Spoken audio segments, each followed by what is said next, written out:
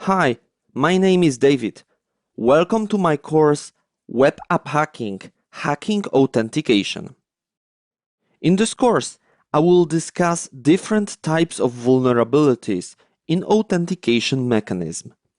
You will learn how to test web applications for various authentication flaws and how to provide the countermeasures for these problems. First, you will learn about SQL injection. I will briefly introduce this attack, and I will show you how the attacker can bypass password verification with SQL injection.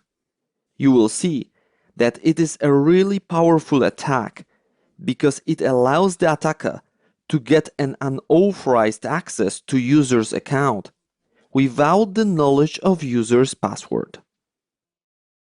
Then I will discuss dictionary attack. This attack is about automated password guessing. I will explain how this attack works, and I will show you how to launch a dictionary attack in practice with a tool called Hydra.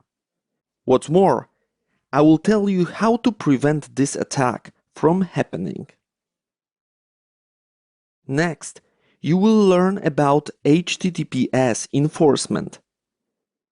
I will briefly discuss the difference between HTTP and HTTPS, and I will explain why HTTPS enforcement is so important subject. What's more, I will demonstrate how your credentials can be disclosed over insecure channel when HTTPS is insecurely configured in your web application. After that, I will focus on session regeneration.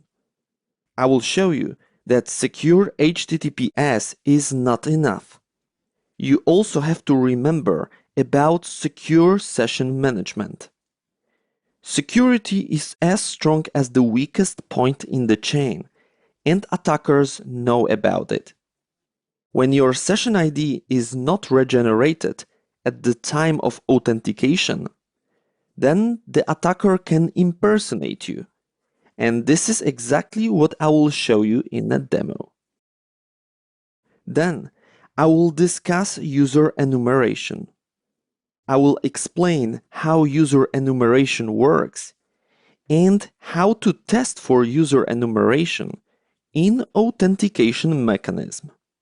What's more, the countermeasure for user enumeration will be discussed, because we don't want the attacker to learn who is registered in our web application.